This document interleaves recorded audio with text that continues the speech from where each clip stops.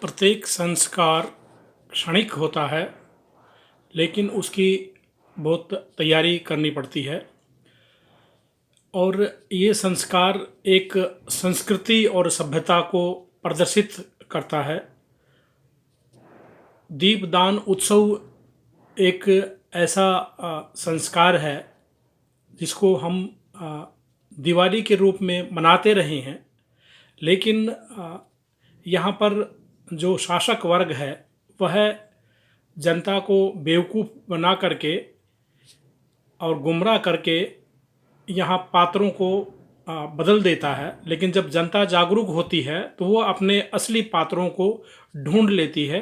और फिर ये इसी तरह से आज जो है दीपदान उत्सव है, जो कि लगभग 2000 साल पहले सम्राट अशोक के द्वारा शुरू हुआ था।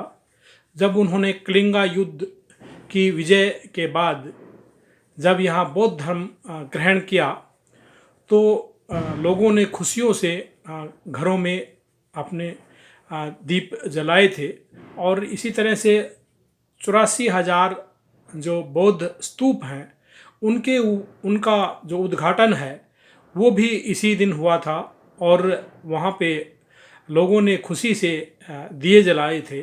कुछ लेखकों का मानना है कि सिद्धार्थ अपने घर पर नहीं आ रहे थे, लेकिन उनके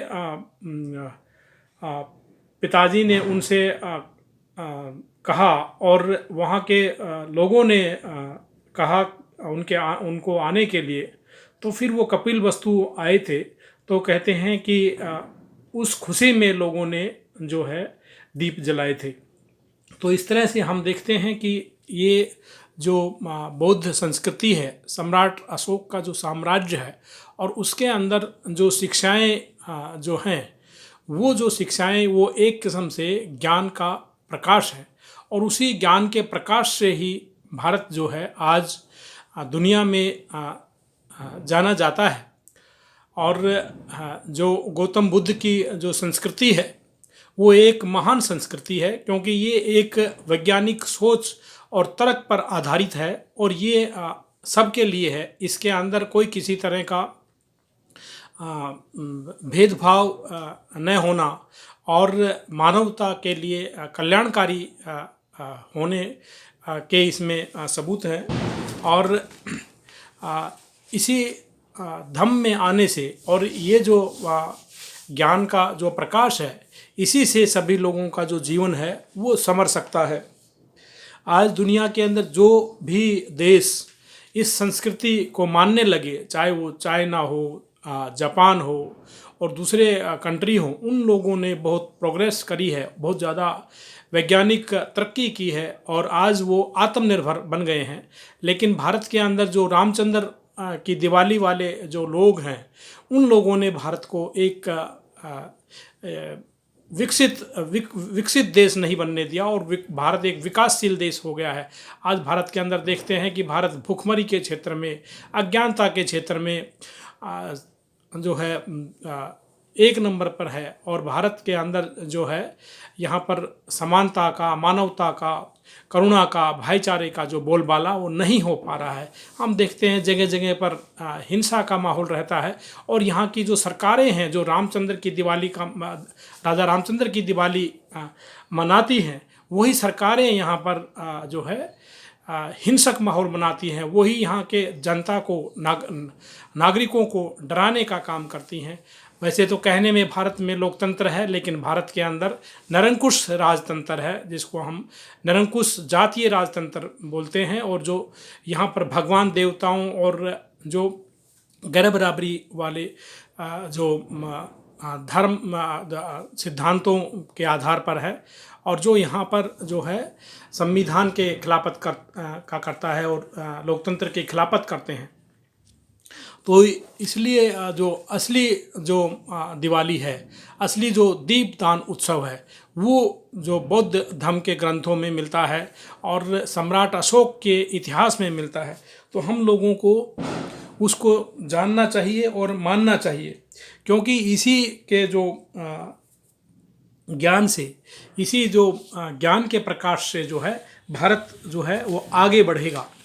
जिन लोगों ने इसको अपनाया है वो लोग आज तरक्की कर रहे हैं। बहुजन समाज, मूल निवासी समाज, भारतवासी जो लोग हैं आज वो इनके पद चिन्हों पर चल रहे हैं। आज हम देखते हैं कि वो लोग आज आत्मनिर्भर बनने लगे हैं।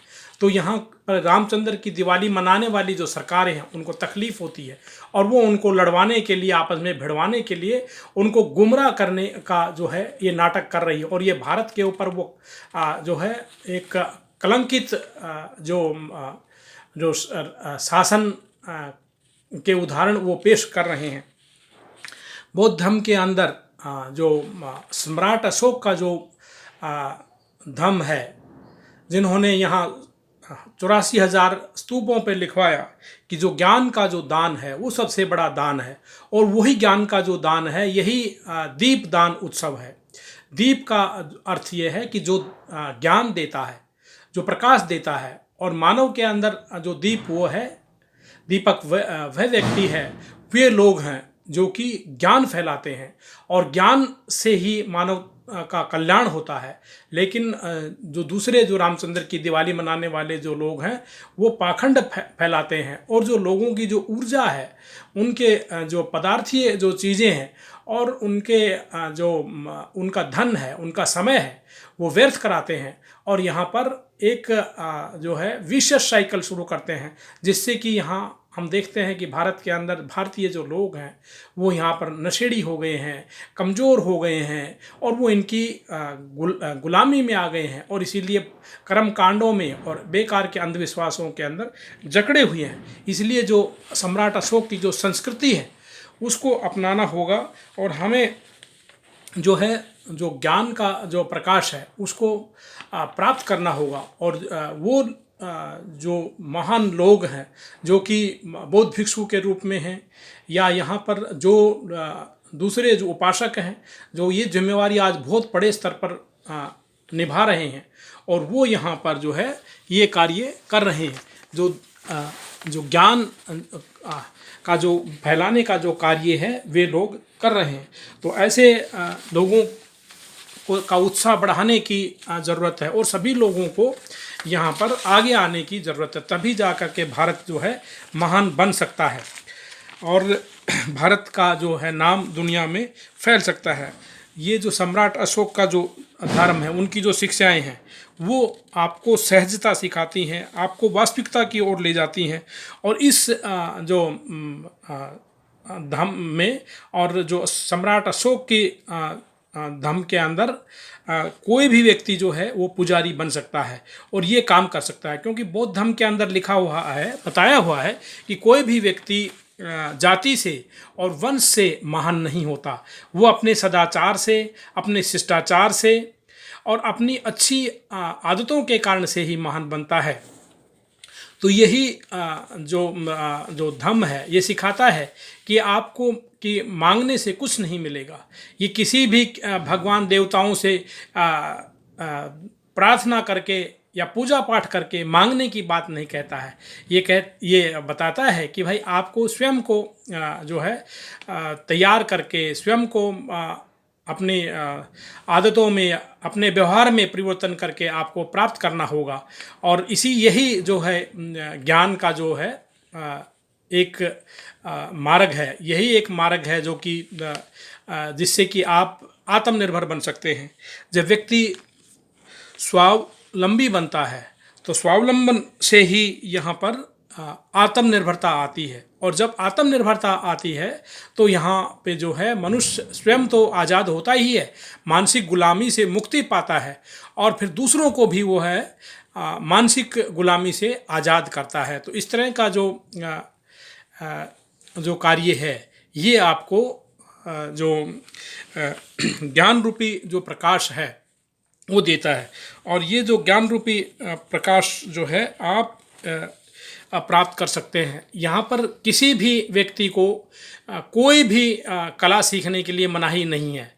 जबकि जो रामचंद्र की दिवाली मनाने वाले लोग हैं वो कहते हैं कि फलाना व्यक्ति ये काम करेगा, फलाना व्यक्ति की जाति ये है और वो इस तरह से दूसरे कार्य नहीं करेगा। लेकिन बौद्ध धर्म के ग्रंथों में लिखा हुआ है कि मनुष्य को कलाएं सीखनी चाहिए और उसको खूब कलाएं सीखनी चाहिए, जितना भी वो सीख सकता है। जैसे उदाहरण के तौर पे एक व्यक्ति बिजली वाला बन सकता है, एक व्यक्ति कंप्यूटर भी सीख सकता है और एक व्यक्ति ड्राइवर भी बन सकता है और वो व्यक्ति व्यापारी भी बन सकता है। तो इस तरह से जो खुलापन है और जो एक नयापन है और एक अच्छी संस्कृति जो है वो यहाँ पर बौद्ध धर्म के अंदर है। और इसीलिए सम्राट अशोक ने इस धर्म को अपनाया था और उन्होंने जब इतनी बड़ी विजय प्राप्त करी जिसमें अंदर लोगों का नरसंहार हुआ तो वो बहुत दुखी थे और वो ये चाहते थे कि भाई सबसे पहले हमें जो है अपने आप को जीतना है। तो स्वयं को जो जीतना है वो सबसे बड़ी बात है और ये जीतने की जो बात है ये आप ज्ञान से ही जीत सकते हैं